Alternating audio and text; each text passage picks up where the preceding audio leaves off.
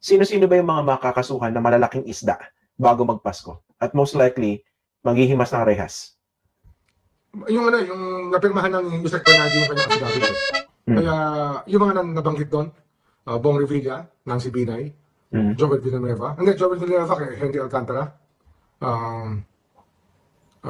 Jingo Estrada, meron po ba? Yun ang mga binanggit talaga. Si Sally Engara, bagong pasok lang, imbestigahan pa namin. Kasi Grace po. Sa si Grace po, imbestigahan din natin. Hindi naman tayo, wala tayong atrasan dyan. Kasi ang kinakailangan nito, Christian, huwag ka na mamimili. Kung sinong dalhin ng ebidensya, ilatag natin sa harap ng husgado. Yun lang yun, di ba? Okay, sir, linawin ko lang, no? Ito yung mga kakasuhan niyo na. Mga kaibigan mo yan, Christian, ha? Hindi iba sa akin yung mga yan. Nakasama ko yan. Yung mga yan, one time or another sa buhay ko. Pero sa akin, trabaho ko to eh. Hiningi ko tong trabaho to. Kaya gagawin ko trabaho ko.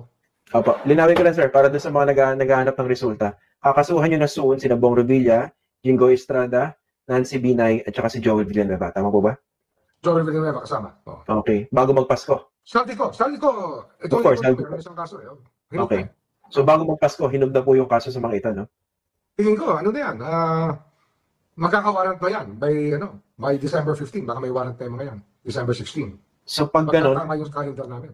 okay. Kung ganun po, ano yung likelihood na maa-aresto ito mga ito bago magpasko?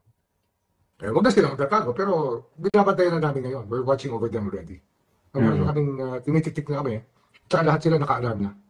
Okay. Ito pong si Cheese Escudero. Ayun, kasama pala siya. Hindi nakalimutan kong banggitin. Si Escudero, si Maynard Ngu. Di ba? Special envoy. Oo, kasama yan. So ulitin ko lang bago magpasko, mga kakasuhan ninyo at most likely, magiging subject ng arrest warrant, Cheese Escudero, Maynard Ngu, Zaldico, Bong Revilla, Joel Villanueva, Nancy Binay, at saka Jingo Estrada. Tama pa? And Saldico, syempre, Saldico. Meron nga po, may mga congressman kami inaayos pa namin. Dinidefend pa namin yung mga theory. Kasi nga ito, conflict of interest. Hindi lang siya non-bailable, pero mabigat na kaso dito, Christian. Kasi pag hanapan namin ng malversation yan, non-bailable din. Opo. Ilang mga congressman yung most likely makakasuhan nyo rin before Christmas? Mahigit 2 po yan, mahigit. Mahigit 2 po sa simula pa lang. More than pero 20. nilalatag namin lahat ng pwede. Okay. Yung kay in the meantime, mga DPWH officials kasama. Yung mga incorporator ng SunWest, mga incorporator ng mga kumpanya na Mopel sa prohibited transactions. Tatamaan yan. Sino yung mga contractors, yung mga diskaya, lahat to kasama? Ang diskaya magkakaroon na rin ng kaso yan. By that time, meron na rin. Hinog na rin. Kasi nag-BPI na kami ngayon sa diskaya.